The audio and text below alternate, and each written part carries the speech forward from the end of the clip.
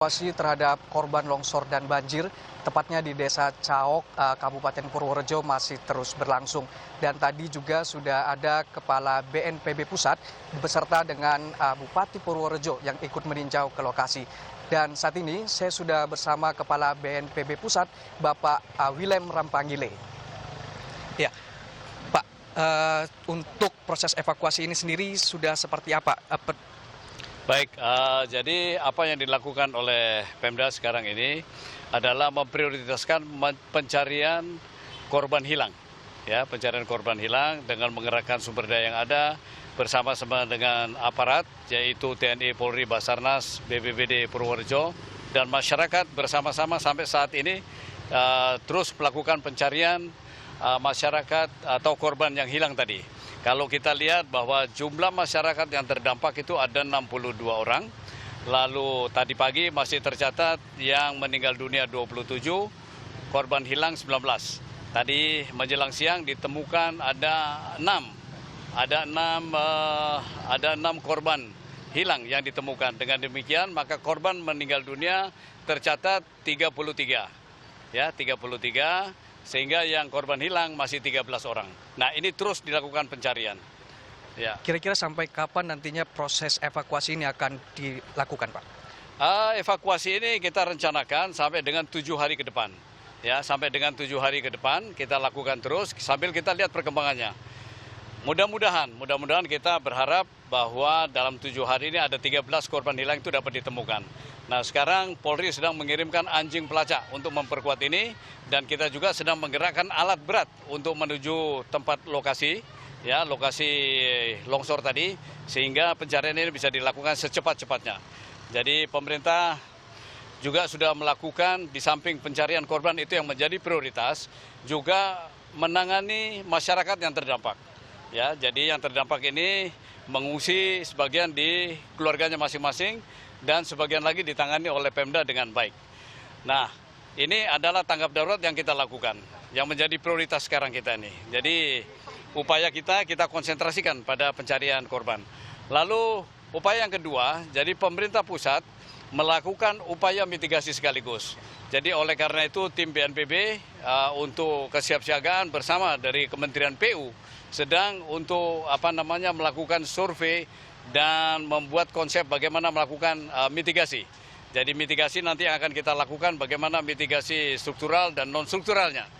Di samping itu kita juga melakukan upaya pemulihan. Jadi dalam masa tanggap darurat ini kita sudah melakukan apa yang disebut dengan damage and loss assessment. Jadi kita melakukan assessment terhadap kerusakan dan kerugian yang ada. Jadi sekaligus kita lakukan secara bersama-sama. Jadi ini sesuai dengan apa yang diamanatkan di dalam RPJMN 2015-2019 bahwa pemerintah akan melakukan pengurangan risiko bencana. Ya, salah satu seperti ini. Jadi itu kita aplikasikan di lapangan. Baik, terima kasih Pak Willem. Ya, terima kasih. Saat ini proses evakuasi masih terus dilakukan dengan berbagai cara, dan untuk mengetahui seperti apa proses evakuasi di lokasi sudah ada Muhammad Solihin di sana. Emso, silakan.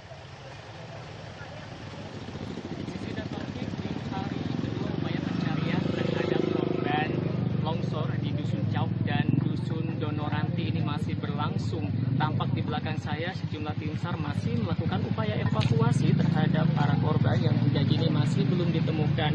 Update terkini, data terkini 6 orang di Desa Donoranti dan 1 orang di Dusun Cauk, Desa Karangrejo, Kecamatan Pulauan Purworejo berhasil ditemukan oleh tim SAR.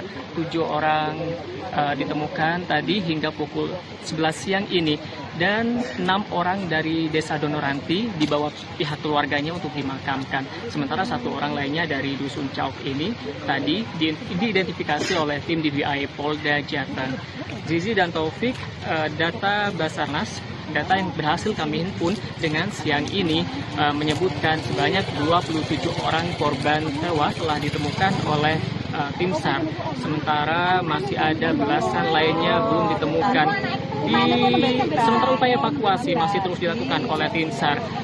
Tim SAR tadi sempat kami wawancara, terdapat sejumlah kendala yang ditemui di lapangan. Salah satunya adalah minimnya air dan minimnya peralatan yang ada. Hingga siang ini dijadwalkan akan tiba 3 bantuan alat berat lagi, namun di belakang saya masih beroperasi 1 alat berat dan ini pun saat ini sedang beristirahat begitu. 3 alat berat tadi dijadwalkan tiba pagi hari, namun kami pantau hingga siang ini masih belum nampak adanya alat berat untuk didatangkan ke lokasi di dusun saat ini. Padahal 3 alat berat tadi sangat dibutuhkan oleh tim SAR maupun warga sekitar yang membantu proses evakuasi untuk membuka akses jalan menuju ke Desa Donoranti, karena Desa Donoranti memang hingga kini belum tersentuh adanya bantuan logistik. Sisi dan Taufik.